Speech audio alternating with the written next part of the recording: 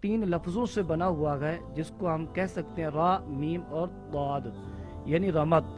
ان تین لفظوں سے یہ نکلا ہوا ہے، اس کا ماخذ را، میم اور ضاد ہے. سبحان اللہ. اہل عرب کے ہاں رمد اس وقت بولتی ہیں جب ہوا ایسی چلے کہ اس کے اندر گرمی ہو، لو ہو، اور ایسی لو اور ایسی گرمی ہو کہ لوگوں کو تھوڑا سا جلائے، اس سے اس کو تھوڑی سختی محسوس ہوتی ہے. اور دوسرا اس لفظ رمد اس وقت استعمال کرتی ہیں جب زمین کے اندر کوئی تپش ہوتی ہے یا زمین کے اندر کوئی سختی ہوتی ہے، اس تپش کی وجہ سے لوگوں کے پاؤں وغیرہ جلتے ہیں. اب رمضان کو رمضان کیوں کہتے ہیں؟ اس کی وجہ تسمیہ کیا ہے؟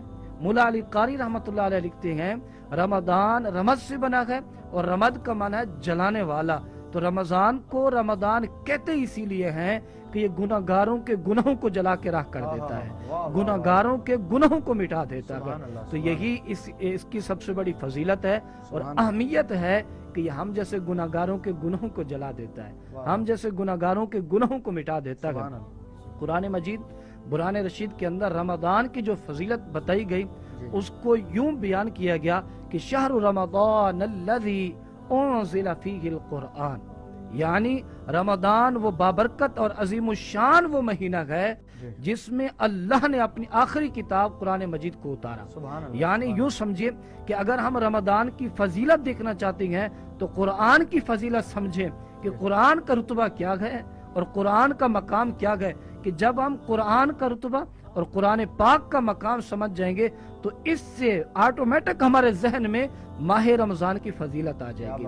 یعنی اس کو اگر دو لفظوں میں یوں بیان کروں کہ رمضان میں اللہ کا کلام آیا، رمضان میں اللہ کا کلام آیا، تو جس مہینے میں اللہ کا کلام آئے وہ مہینہ بھی عظیم الشان ہے. پھر اس مہینے کی بھی کیا کہنا. ماہ رمضان المبارک قرآن مجید کے اندر بھی اس کی فضیلت ہے اور احادیث مبارکہ کے اندر بھی ماہ رمضان کے فضائل بتائے گئے.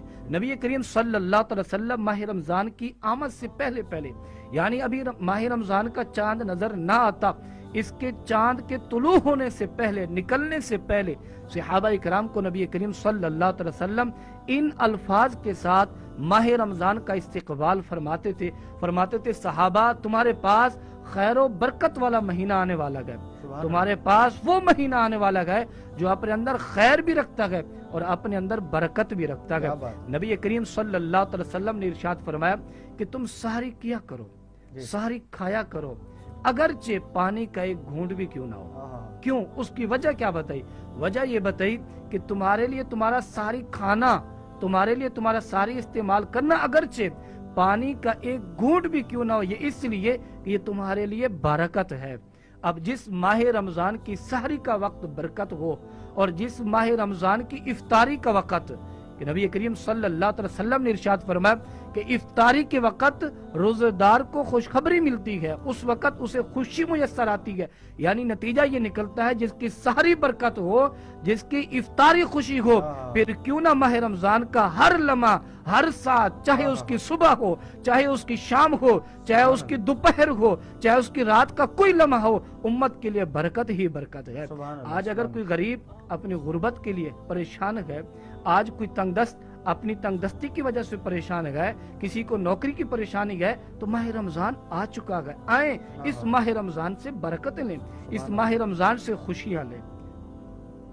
ماشاءاللہ ماشاءاللہ، بہت ہی خوبصورت انداز میں رمضان المبارک کی فضیلت و اہمیت قرآن میں بھی کتنی خوبصورت بات کی. علامہ صاحب نے ایک نقطہ بیان کیا کہ اس رمضان کی کیا شان ہوگی جس کے اندر اللہ تعالیٰ اپنے کلام کو نازل فرما رہا ہے.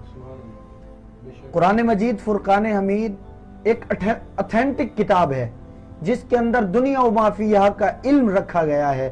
اللہ تعالیٰ نے اپنی وہ لاریب و بے عیب کتاب جس مہینے میں نازل کی ہے، ناظرین سوچئے کہ اس رمضان کی کیا شان ہوگی جس کے اندر اللہ تعالیٰ، یہ نزول قرآن کا بھی مہینہ ہے نا، یہ بھی اس رمضان کی ایک فضیلت ہے کہ اس کے اندر قرآن نازل ہوا.